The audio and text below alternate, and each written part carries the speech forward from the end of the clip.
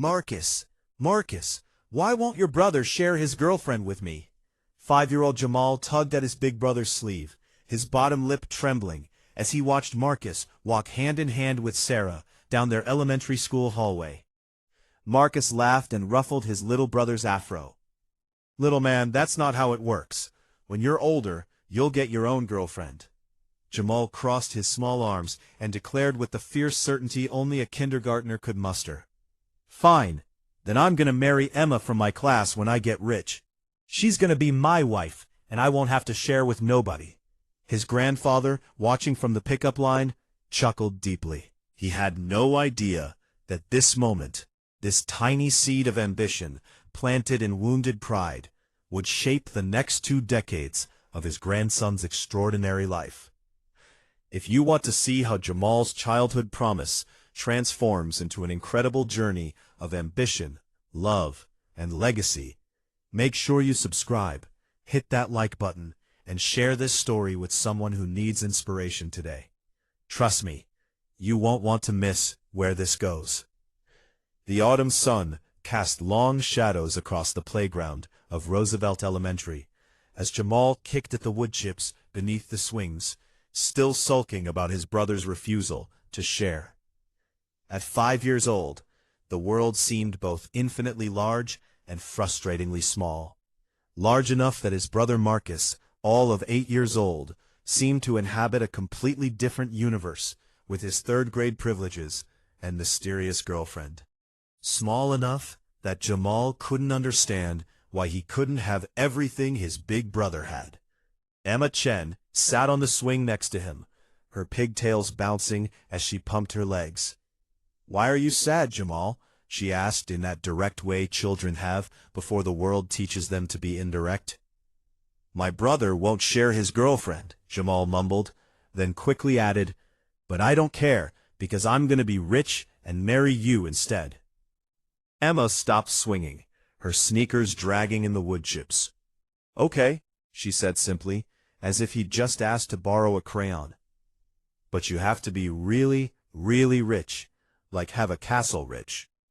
"I will be," Jamal promised, sticking out his pinky. "Pinky promise." They linked fingers, and in that moment, with the seriousness that only children can bring to playground vows, a promise was made that would echo through the years. That evening, Jamal's grandfather, Samuel, picked him up from after-school care. Grandpa Samuel was a tall man with silver hair and hands that told stories of decades spent building things. He'd been a carpenter, a construction foreman, and now, in his retirement, he was Jamal's primary caretaker while their mother worked double shifts at the hospital. "Grandpa," Jamal said from his booster seat in the back of the old Chevy truck, "how do people get rich?" Samuel glanced in the rearview mirror, his eyes crinkling with amusement. "That's a mighty big question for a mighty small person. What's got you thinking about money, little Jay?" "I told Emma I'm gonna marry her when I'm rich. I pinky promised." Samuel pulled into their driveway, put the truck in park, and turned around to face his grandson. "A man's word is his bond, Jamal. If you made a promise, you better keep it. But let me tell you something about being rich. It ain't just about money. It's about building something that lasts." He reached over and unbuckled Jamal's seatbelt, lifting him out of the truck. "Come on, I want to show you something." They walked around to the backyard, where Samuel kept his workshop, a converted garage filled with tools, wood, and the smell of sawdust that Jamal had known his entire life. Samuel pulled out a stool and sat Jamal down at the workbench. "You see all these tools?" Samuel gestured around the workshop. "Every single one has a purpose. You don't use a hammer when you need a saw.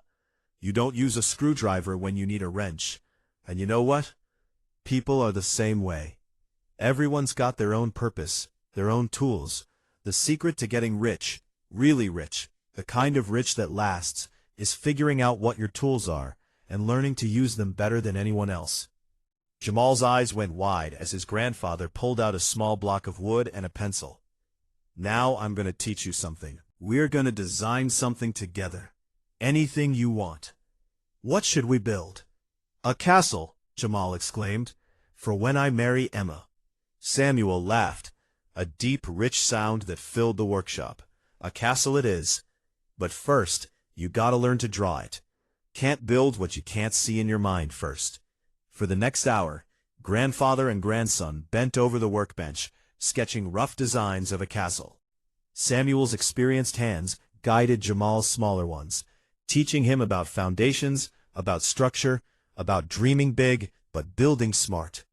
When Jamal's mother, Diane, called them in for dinner, Jamal clutched his castle drawing like treasure.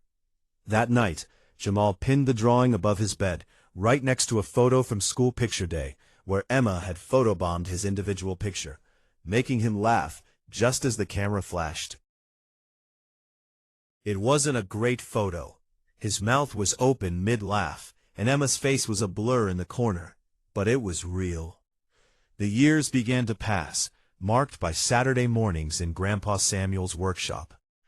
While Marcus spent his weekends playing basketball and hanging out with friends, Jamal became his grandfather's shadow.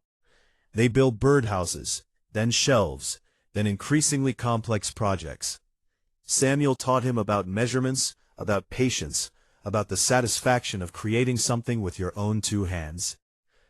But Samuel taught him about more than carpentry. He taught him about business. "You see, Jamal," Samuel said one Saturday when Jamal was 7, as they worked on a bookshelf for his mother, "when I was your age, my daddy didn't know nothing. Worked his whole life for other people, never had nothing to show for it. I decided that wasn't gonna be me. So I learned everything I could about building, saved every penny, and eventually started my own construction company." "You had a company?" Jamal's eyes widened. He'd never known this about his grandfather. "Sure did. Samuel Turner Construction. Built houses, commercial buildings, you name it. Employed 30 people at one point." Samuel's expression grew distant, tinged with something Jamal couldn't quite name. "Then the economy crashed in '08. Lost everything. The business, the building, most of my savings. That's why I'm here helping your mama, instead of retired in Florida somewhere." Jamal set down his sandpaper. "That's not fair." "Fair's got nothing to do with it, little Jay.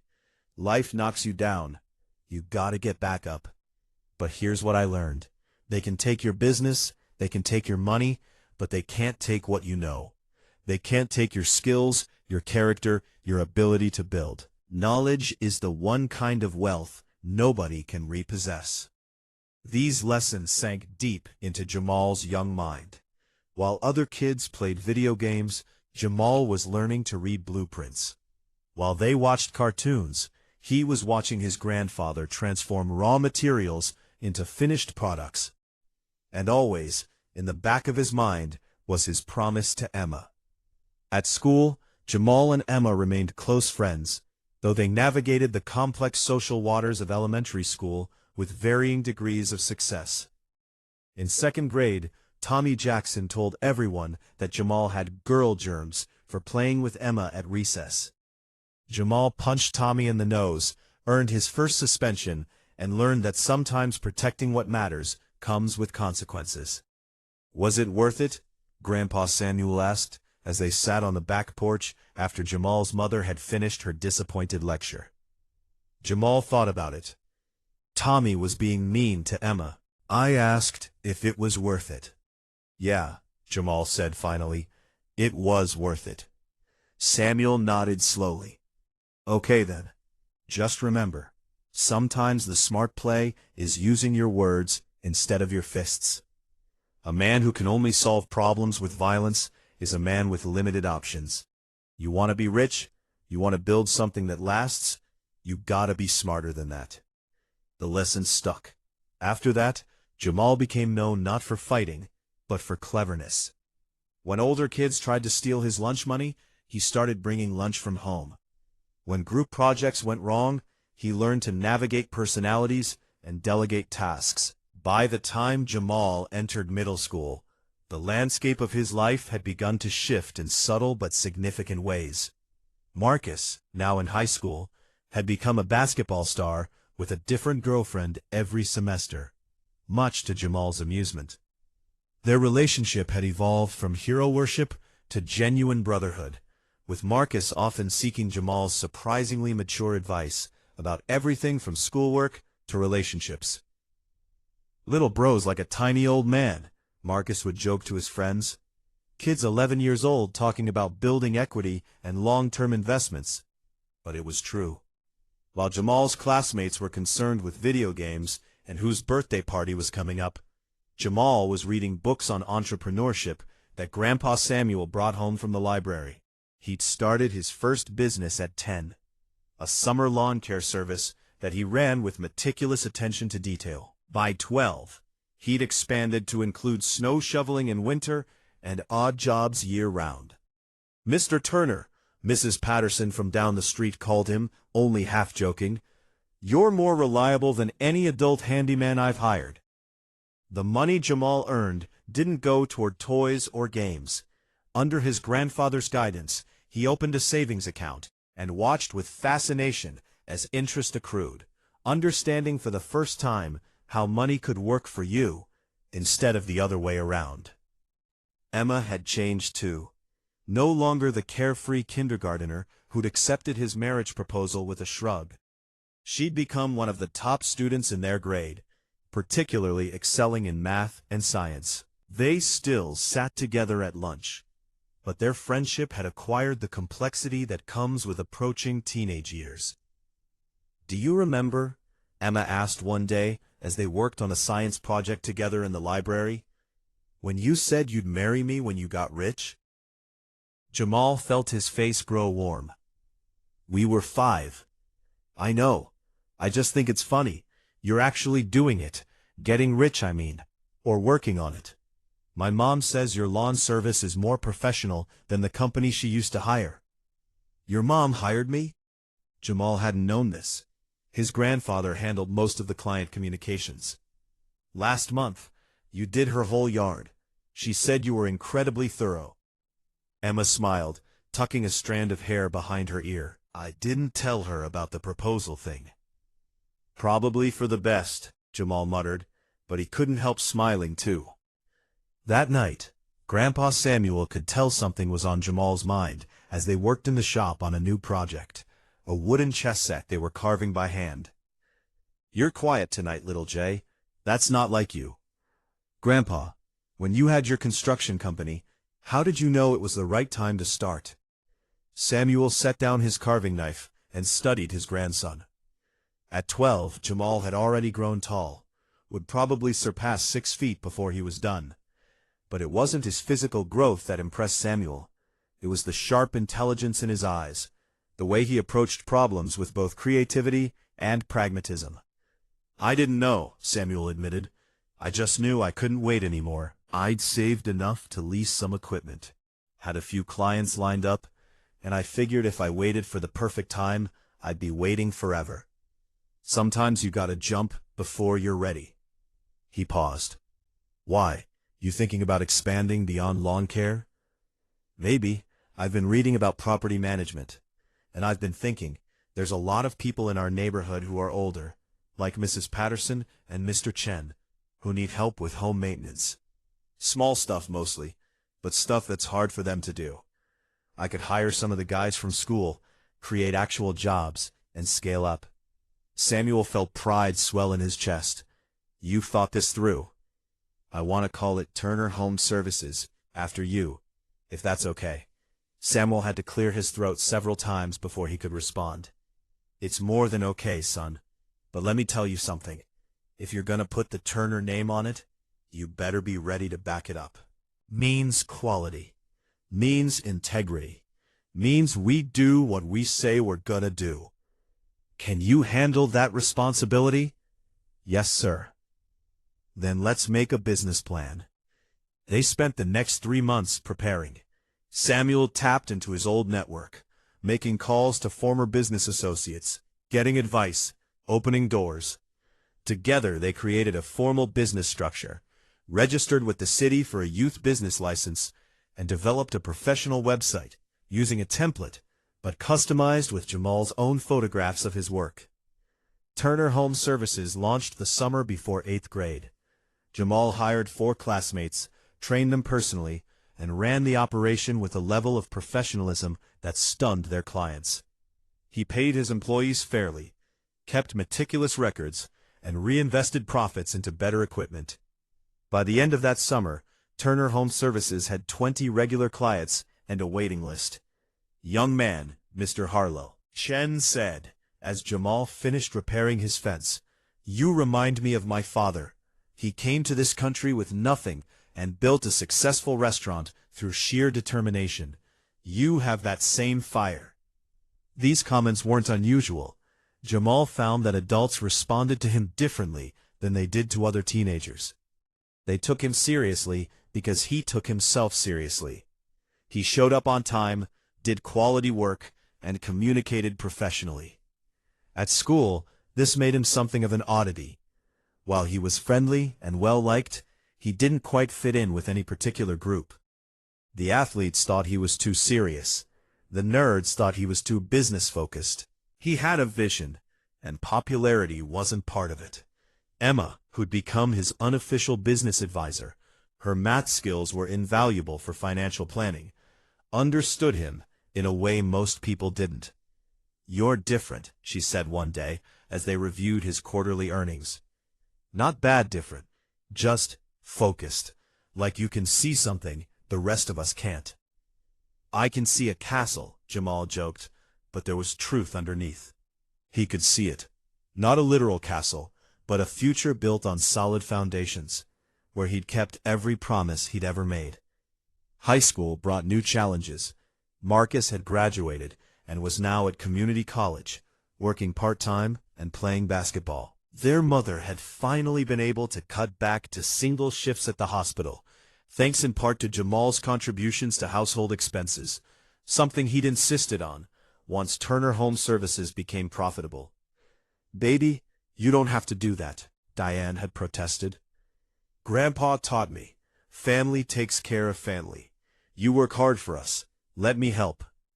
Grandpa Samuel's health began to decline during Jamal's sophomore year. Small things at first. More fatigue, occasional confusion, trouble with balance. The diagnosis came in the spring, early-stage Alzheimer's. The news hit Jamal like a physical blow. Samuel wasn't just his grandfather.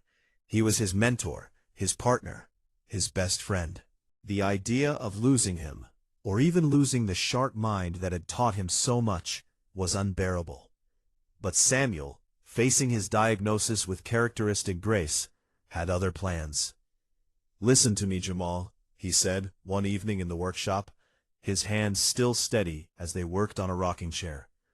"This thing is going to take my memories eventually, maybe sooner than we'd like, so we've got to move faster than we planned." "What do you mean?" "I mean I've got to teach you everything I know, right now, while I still can. No more taking our time, no more stretching projects out over months. We're going to compress 20 years of wisdom into however much time we have. You ready for that?" Jamal nodded, not trusting his voice. What followed were the most intensive 18 months of Jamal's life. Every day after school, he went straight to the workshop. Samuel taught him advanced carpentry, electrical work, plumbing basics, project management, client relations, and perhaps most importantly, the soft skills of business. How to read people, how to negotiate, how to handle conflict, how to build a reputation that would outlast any single job. They also talked, really talked, in a way they never had before. Samuel shared stories from his life, lessons learned from mistakes, wisdom earned through hard experience. He talked about his own father, about growing up black in the South during segregation, about moving north and building a life against long odds. "The world's different now than it was when I was coming up," Samuel said. "Different than when your mother was young, even. But some things stay the same. People will underestimate you because of how you look. They'll be surprised when you're professional, articulate, competent. You use that surprise to your advantage. You exceed their expectations so thoroughly that they can't help but respect you." He paused, his hand trembling slightly as he sanded a piece of wood. "But don't let their low expectations become your ceiling. You're not competing with what they think you can do. You're competing with what you know you can do. Big difference. Jamal absorbed everything, writing it down in notebooks that he filled page after page. When Samuel's memory started to slip, forgetting names or repeating stories, Jamal would gently remind him and write down the story again, preserving his grandfather's wisdom like precious artifacts. Turner Home Services continued to grow. By junior year, Jamal had expanded beyond simple maintenance. He now offered renovation consultation, project management for homeowners who wanted to upgrade their properties, and he developed relationships with contractors and suppliers throughout the city. His business had evolved from a teenager's summer job into a legitimate company. Emma had become more than a friend, though neither of them had put a name to it yet. She was his sounding board, his reality check, his connection to a normal teenage life that sometimes felt very far away. When other guys his age were asking her to prom, she said yes to Jamal without him even having to ask. "I figured you'd get around to it eventually," she said with a smile. "But I wasn't going to wait around forever." At prom, Jamal wore a suit he'd bought with his own money. His first tailored suit, navy blue and perfectly fitted.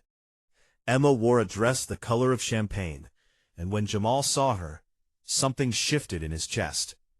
"You look beautiful," he said, and meant it in a way that felt different from every other time he'd noticed she was pretty. "You clean up pretty nice yourself, Turner," she replied. "Very successful entrepreneur." They danced, laughed with friends, and for one night, Jamal let himself just be 17. But even then, part of his mind was on the future, on plans, on promises. Senior year brought college applications and difficult decisions. Emma had been accepted to MIT with a full scholarship for engineering. Jamal had options too. Several universities had recruited him, not just for his grades, which were excellent, but for his business acumen. He'd been written up in the local paper, featured in a national magazine article about young entrepreneurs, and had even been invited to speak at a small business conference. But Grandpa Samuel's condition was worsening. He still had good days, days when his mind was clear and sharp as ever. But the bad days were becoming more frequent. Some mornings he didn't recognize Diane. Some evenings he thought Jamal was his own father, asking questions about people who'd been dead for decades. On a cold March evening, on one of Samuel's clear days, Jamal sat with his grandfather in the workshop. They weren't building anything. Samuel's hands shook too much now for precision work. They were just sitting, drinking coffee, talking. "I'm thinking about staying local for college," Jamal said. "State school, good business program, and I'd be close to home." Samuel was quiet for a long moment. "That about me?" "Partly. Don't put your life on hold for me, son. I've lived my life. You've got yours to live. You taught me family takes care of family. I also taught you that a man's got to build his own future. You know what my biggest regret is? When I lost the company, I almost gave up. Almost let it break me. Your grandmother, God rest her soul, she's the one who pushed me to keep going. She said, 'Samuel Turner, you don't get to quit. We have kids who are watching. What are you going to teach them?'" He reached out with a shaking hand and gripped Jamal's firmly. "So I'm telling you what she told me. You don't get to quit on your dreams because life gets hard. You go to the best school you got into. You build your castle. And when I'm gone, Grandpa." "Hush now, let me finish. When I'm gone, you'll honor my memory best by becoming everything I taught you to be. Not by staying close to watch me fade. You understand?" Jamal's throat was too tight to speak. He nodded. "Good. Now let me tell you something else. I've been setting aside money from my Social Security. Not much, but some. And I've talked to your mama. We want to invest in Turner Home Services proper. Make you a real corporation, with capital to expand." "Grandpa, I can't take your money." "It's not taking if I'm investing. I believe in you, Jamal. I believe in what you're building. This is me putting my money where my mouth is. Besides, watching you succeed, That's gonna be better medicine than anything the doctors can give me. They formalized the investment. $25,000. Every cent Samuel had managed to save since his company failed. Combined with Jamal's own savings and a small business loan he qualified for based on Turner Home Services' track record, it was enough to truly scale up. Jamal hired a part-time office manager, leased actual office space, bought better equipment, and began bidding on larger projects. The summer after graduation, before leaving for college at Northwestern University, he'd compromised, not local, but close enough to visit regularly. Jamal took on his biggest project yet, renovating a small apartment building that a local investor had purchased. It was a test, Jamal knew. If he could manage this successfully, larger opportunities would follow. He threw himself into it, with everything Samuel had taught him: careful planning, quality work, clear communication, and flawless execution. The project came in under budget and ahead of schedule. The investor was so impressed, he referred Jamal to 3 other property owners. Emma left for MIT in late August. Jamal drove her to the airport, helped her check her bags, and walked her as far as security would allow. "So," Emma said, shifting her backpack, "you'll be building your empire. I'll be learning how to engineer impossible things." "Still gonna marry me when I'm rich?" Jamal asked, trying to keep his tone light. Emma smiled, but her eyes were serious. "Jamal Turner, you're already rich in the ways that matter. But yeah, if you still want to when we're done becoming who we're going to be, ask me properly." She kissed him, quick and sweet, and then she was gone through security, and Jamal was left standing in the terminal, watching her disappear into her future, hoping their paths would converge again. College was challenging but manageable. Jamal studied business administration and management while continuing to run Turner Home Services remotely. Technology helped. Video calls with his manager, digital project management tools, and the reputation he'd built meant quality clients who trusted his team. He came home every few weeks to visit Samuel, whose decline was steady but not precipitous. Some visits were harder than others. Sometimes Samuel knew him. Sometimes he didn't. But Jamal came anyway, sitting in the workshop, even when his grandfather couldn't remember why they used to work there together. "Who are you?" Samuel asked one Sunday afternoon during Jamal's sophomore year. "I'm Jamal, your grandson." Samuel studied him with cloudy eyes. "Jamal, he's a good boy, smart, gonna build something great." "He's trying, Grandpa." "You tell him I'm proud of him. You tell him I wish I could see it. The castle. Tell him I believe he'll build it." Jamal held his grandfather's hand and promised he would. Samuel Turner passed away peacefully in his sleep during the spring of Jamal's junior year. He was 78 years old. The workshop was left to Jamal, along with every tool, every piece of equipment, and a letter Samuel had written during one of his last clear days. "Dear Jamal," it began, "by the time you read this, I'll be gone, but I hope not forgotten. I want you to know that being your grandfather has been the greatest privilege of my life. Watching you grow from that angry 5-year-old who just wanted his brother to share, to the remarkable young man you've become, has been my greatest achievement. More than any building I ever constructed, more than any business I ever ran, you are my masterpiece. Keep building, son. Keep your promises. Make me proud. But more importantly, make yourself proud. With all my love, Grandpa Samuel." Jamal read the letter at the funeral, his voice steady, though his heart was breaking. The church was packed, not just with family, but with former employees from Samuel's construction company, with clients from Turner Home Services, with neighbors whose lives Samuel had touched. After the service, a steady stream of people approached Jamal with stories about his grandfather, each one a gift. Emma flew home from MIT for the funeral. She stood beside him at the cemetery, held his hand while the pastor spoke, and afterward they walked through the old neighborhood together. He loved you so much, she said. He used to tell my dad that you were going to change the world. I just want to make him proud. Jamal, you already have. Can't you see that? Maybe he could. Or maybe he was just beginning to. Jamal graduated from Northwestern with honors, a business degree, and Turner Home Services, now managing over 50 properties throughout the metropolitan area. At 22, he was featured in Forbes' 30 Under 30 list for social entrepreneurship. He'd started a program training at-risk youth in construction trades, inspired by his grandfather's philosophy that knowledge is wealth. Emma graduated from MIT and joined a clean energy startup in Chicago, by design, Jamal suspected, since Chicago was close to him. They'd maintained their connection through college, visits, and video calls, and a deepening certainty that what they had was rare and worth protecting. On the 5-year anniversary of Samuel's death, Jamal stood in the workshop, now transformed into the headquarters of Turner Home Services. The company had grown beyond anything he'd imagined. 200 employees, contracts throughout the Midwest, revenue in the 8 figures. But more than the numbers, Jamal was proud of what they built.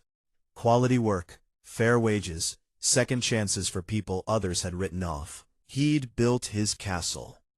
That evening, he drove to Emma's apartment with a ring in his pocket. A custom design, the diamond set in a band he'd carved himself from wood, then cast in gold. It wasn't traditional, but they'd never been traditional. Emma Chen, he said, getting down on one knee in the living room of her apartment. I made you a promise when I was 5 years old. I said I'd marry you when I was rich. I'm not sure I'm rich by castle standards, but I've built something I'm proud of. Something that'll last. But none of it means anything if you're not part of it. Will you marry me? Emma's eyes filled with tears. You know what's funny? You were already rich when you made that promise. You just didn't know it yet. You had your grandfather, your mother, your brother. You had determination and dreams and work ethic. You had everything that matters. She pulled him to his feet. But yes, Jamal Turner, I'll marry you. I've been waiting for you to ask properly since I was 5 years old. They were married the following spring in a ceremony that blended both their families, their histories, their futures. Marcus was the best man. Emma's younger sister was the maid of honor. And in the front row, Jamal placed a framed photo of Grandpa Samuel, so he could be there too, in spirit. At the reception, Jamal gave a toast. When I was 5 years old, I thought sharing meant giving up something you wanted. My grandfather taught me different. He taught me that the best kind of wealth is the kind you can share. Your knowledge, your opportunities, your success. He taught me that building something that lasts isn't about how much money you make. It's about the foundation you lay, the integrity you maintain, and the people you lift up along the way. Emma, you've been my partner in building this life since we were kids. And Grandpa Samuel. His voice caught, but he pushed through. Grandpa Samuel, I hope I've made you proud. I kept my promises. I built my castle. And it's more beautiful than I ever imagined, because it's built on the foundation you gave me. This one's for you. As guests raised their glasses, Jamal felt a certainty settle in his chest. This was just the beginning. There were more buildings to construct, more young people to train, more communities to strengthen. The work his grandfather started, the legacy he'd passed down, would continue through Jamal and beyond. That night, Emma and Jamal stood on the balcony of their wedding venue, looking out at the city lights. So, Emma said, leaning into him, we've built the castle. What's next? Jamal smiled. We keep building. That's what Turners do. For years to come, they would build together. A family, a company, a legacy, all rooted in the lessons of a grandfather and the promise of a 5-year-old boy who decided that rich wasn't just about money. It was about keeping your word, honoring those who came before, and building something strong enough to weather any storm. If this story touched your heart or inspired you to think about your own legacy, don't keep it to yourself. Hit that like button, subscribe for more stories about dreams, determination, and the power of family. And share this with someone who needs to hear that their promises matter, no matter how young they are, when they make them. Drop a comment below telling me about a promise you've kept or a legacy you're building. Let's inspire each other. Until next time, keep building your castle.